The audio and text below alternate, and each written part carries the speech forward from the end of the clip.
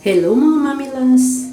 Malapit na magabi dyan, kanya medyo madilim ang pagre-record ko. Ako ang nakatoka ngayon magdilig ng halaman sa harapan. Kasi wala si Jowa dyan, kanya ako ang nag-aasikaso. Yan mga mamilas ang sinasabi ko sa inyo. Kaya hindi ako obrang pumirmis kila nanay kasi may asikasuhin din naman ako dito sa amin. Ang harapan kasi ng bahay namin ay chapel, kami ang nag-aasikaso. Kami ang caretaker. Hindi ko na ipapakita sa inyo yung harapan ng chapel. Hanggang dito lang ako sa pagdidilig ng halaman. Kaya magagabi na ako nagdilig dyan kasi nga ayoko masingawan ng init. Mas madalas kasi sumasakit ang tiyan ko kapag may araw pa ako nagdidilig. Yung ba mga mamilas na tinatawag na alimuuman? Nakita nyo naman sa umaga kila nanay ako at kapag gabi naman dito. Kaya kapag dumating ako dito sa amin, marami din naman akong inaasikaso sa bahay namin. Kaya hindi ko masamahan sila nanay talaga sa kanila. Habang nagdidilig nga ako dyan, tinatanong ko yung mga bata sa labas nagsisipaglaro. Yung mga bata kapag lumalabas dito, halos palubog na ang araw kasi nga naman mainit, hindi pinapayagan ng mga magulang. Pasensya na kayo, malayo yung kuha ko kasi ako lang mag-isa. Ipinapatong ko lang kung saan yung cellphone na makikita ko. Halos araw-araw kong dinidiligan yung mga halaman dito sa hapon. Ganun pa man, halos yung mga dahon natutuyo din. Kasi nga sa tindi ng init. May tanim nga akong kalamansi dito, halos natutuyo na yung dahon.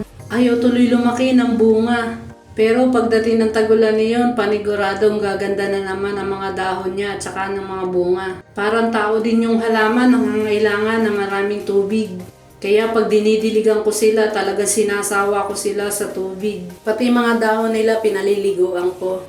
Kung nakakapagsalita lang yung mga halaman, sasabihin nila, wow, sarap, presko naman. Minsan nga habang nagdidilig ako, namamarites pa ako dyan.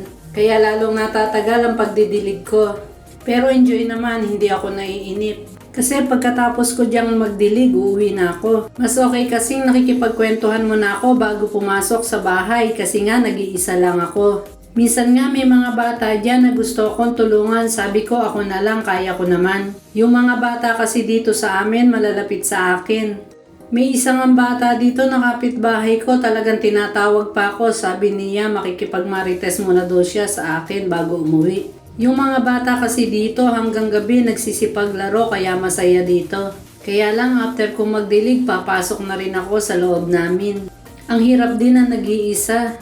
Kapag nasa loob na ako, ang gagawin ko, manonood na lang ako ng TV. Sabi nga ng mga pinsan ko, ang aga kong araw nagkukulong at saka natutulog.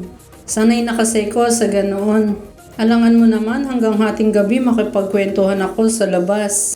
Kaya lang naman ako nakikipagkwentuhan sa hapon kasi nga sobrang init sa loob ng bahay namin. Sige mga mamilas, hanggang dito na lang. Bye, God bless!